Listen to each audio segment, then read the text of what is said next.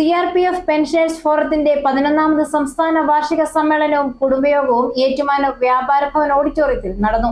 Advocate K Francis George MP ഉദ്ഘാടനം ചെയ്തു. രാജ്യത്തിനു വേണ്ടി ജീവൻ വെടിഞ്ഞ ധീര ജവാന്മാരെ സ്മരിച്ചുകൊണ്ടാണ് യോഗം ആരംഭിച്ചത്. സംസ്ഥാന വൈസ് പ്രസിഡന്റ് വിജയകുമാരൻ നായർ അധ്യക്ഷത വഹിച്ചു. കെ ഫ്രാൻസിസ് ജോർജ് MP സമ്മേളനം ഉദ്ഘാടനം ചെയ്തു.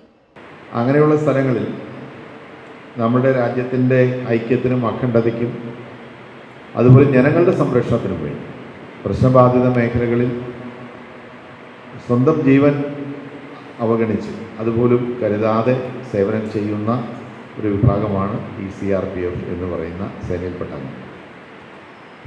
ഇപ്പോൾ ഞങ്ങളുടെ ഇപ്പോൾ പാർലമെൻറ്റിലാണെങ്കിലും അതിൻ്റെ സെക്യൂരിറ്റി സംവിധാനമൊക്കെ CRPFൻ്റെ കയ്യിലാണ്. വനിതാ വിഭാഗത്തിൽപ്പെട്ടവരാണ്. നമ്മൾ ചെന്ന് കയറുമ്പോൾ തന്നെ പാർലമെൻറ്റിൻ്റെ ലോക്സഭയുടെ കവാടത്തിൽ, ലോക്സഭ രാജ്യസഭ സമുച്ചയത്തിൻ്റെ കവാടത്തിൽ നിന്ന് ഞങ്ങളെയൊക്കെ സ്വീകരിക്കുന്നതും എല്ലാം ഈ CRPF ഫോഴ്സിൽപ്പെട്ടവരാണ്.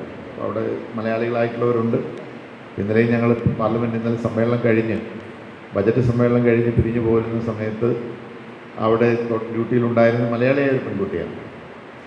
അപ്പോൾ അങ്ങനെ എല്ലാ വിഭാഗത്തിലും നമ്മുടെ രാജ്യത്തെ എല്ലാ സംസ്ഥാനങ്ങളിലും പെട്ട വിവിധ ഭാഷകൾ, വിവിധ യോഗത്തിൽ മുതിർന്ന പെൻഷനേഴ്സിനെ അഡ്വക്കേറ്റ് ഫ്രാൻസിസ് ജോർജ് MPയും 50ാം വർഷം വിവാഹ വാർഷികം ആഘോഷിക്കുന്ന ദമ്പതികളെ ഏറ്റുമാനൂർ നഗരസഭാ ചെയർപേഴ്സൺ ലൗലി ജോർജ് പടികരെയും ആദരിച്ചു.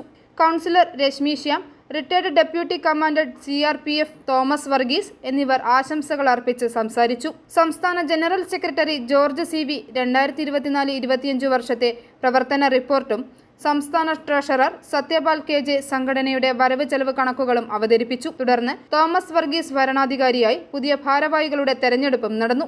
സംസ്ഥാന ട്രഷറർ സത്യപാൽ KJ കൃതജ്ഞത രേഖപ്പെടുത്തി. CGHS യൂണിറ്റ് കോട്ടയത്ത് ആരംഭിക്കണമെന്നാവശ്യപ്പെട്ട് PRPF പെൻഷനേഴ്സ് MPക്ക് നിവേദനം നൽകി. i4E news, Ettumanoor.